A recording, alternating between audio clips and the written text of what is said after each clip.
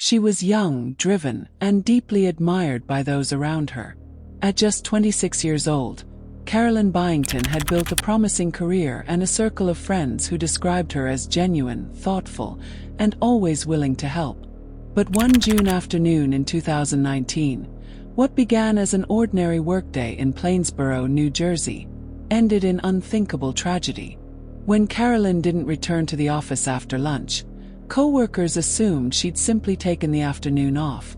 But by nightfall, her friends began to worry.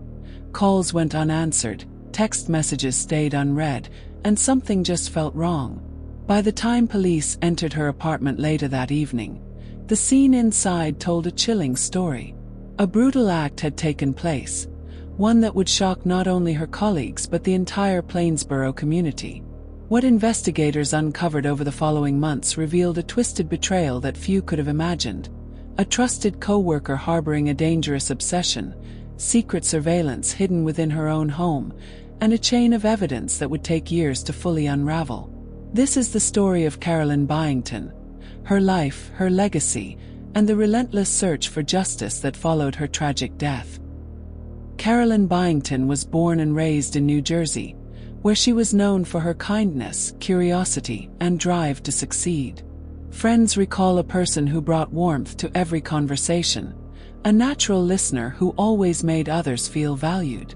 After completing her education at Lafayette College, Carolyn built a promising career in marketing and communications.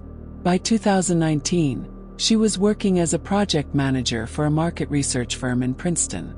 Her colleagues saw her as intelligent, organized, and dependable, the kind of team member everyone trusted. Outside of work, Carolyn loved traveling and volunteering. She enjoyed spending weekends with friends, exploring new restaurants, and maintaining close ties with her family.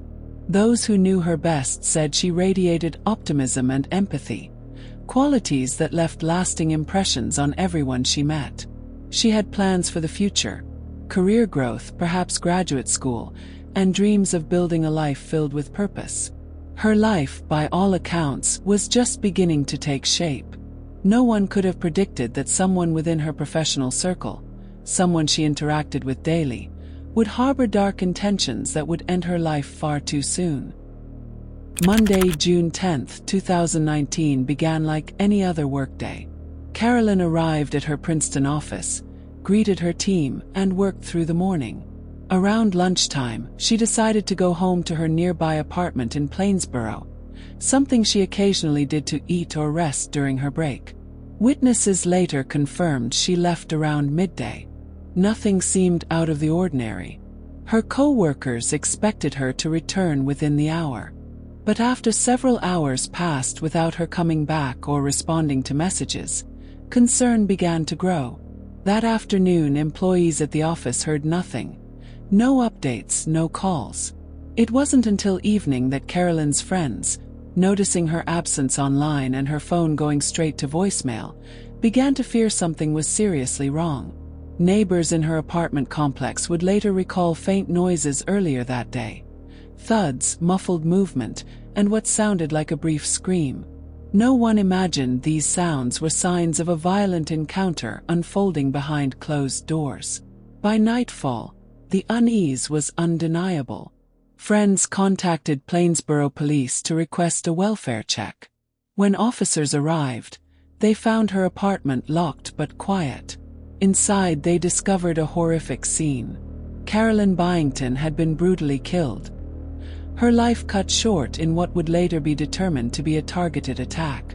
Police quickly secured the scene and began their preliminary investigation. There were no immediate signs of forced entry, suggesting that Carolyn either knew her attacker or that the person had gained access to her apartment in another way. Detectives interviewed neighbors, several of whom mentioned hearing strange noises around midday. That small window of time helped investigators narrow the possible timeline of the crime to the early afternoon, likely during Carolyn's lunch break. The apartment showed evidence of a struggle, but valuables and personal belongings were untouched.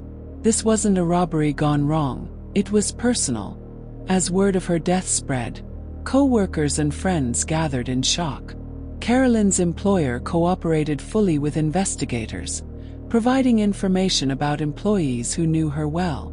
Among them was Kenneth Saul, an accountant who had worked at the same company since 2016. Saul had always seemed quiet but polite, though some colleagues later admitted he displayed subtle behavior that, in hindsight, felt unsettling. Investigators soon discovered that he had developed an unhealthy fixation on Carolyn, one that crossed professional boundaries long before her death. With little physical evidence initially, the case demanded patience, forensic precision, and digital expertise to uncover the truth. Detectives began by reconstructing Carolyn's final hours. Phone data confirmed she had returned home shortly after leaving the office around lunchtime. After that point, her phone activity ceased. Investigators combed through her apartment, identifying potential fingerprints, fibers, and digital clues. Forensic specialists found evidence suggesting that the killer had been inside her home before the day of the murder. That discovery led to a chilling realization: the suspect might have copied her key. Further investigation revealed that Kenneth Saul had previously visited Carolyn's apartment under seemingly innocent pretenses and had the opportunity to duplicate her key. Police also found that he had secretly installed small surveillance devices inside her home, violating her privacy long before the attack.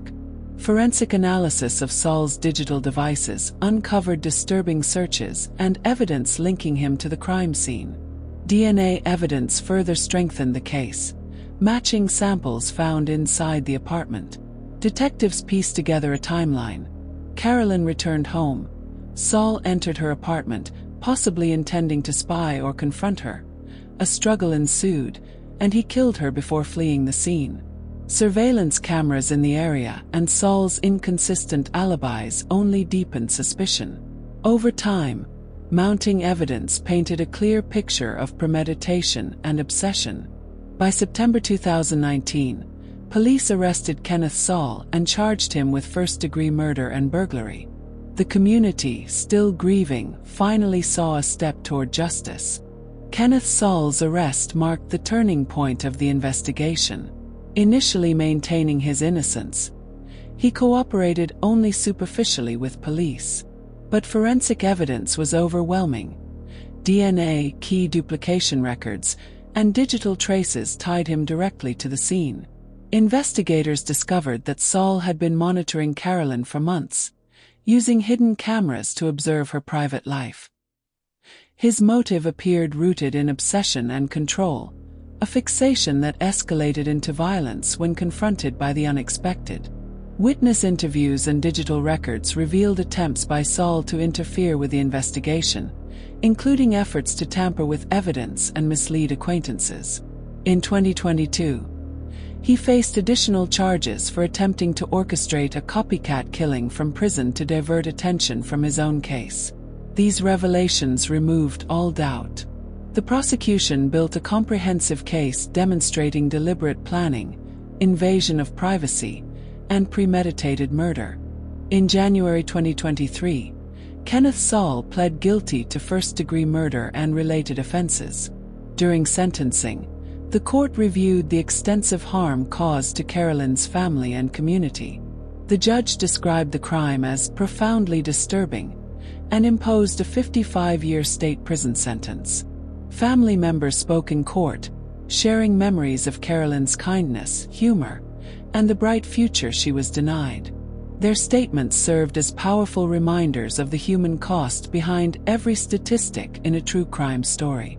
For them, justice could never restore what was lost, but it provided a measure of closure after nearly 4 years of uncertainty. In the years following her death, friends and loved ones have honored Carolyn Bington's memory through volunteer work and community events that reflect her compassion. Her story has also drawn renewed attention to workplace safety and privacy concerns, reminding others of the importance of vigilance, even in familiar environments. Those who knew her continue to describe her as thoughtful, intelligent, and deeply caring. Though her life was tragically cut short, the kindness she showed others remains her lasting legacy. The murder of Carolyn Bington stands as a reminder that evil sometimes hides in plain sight.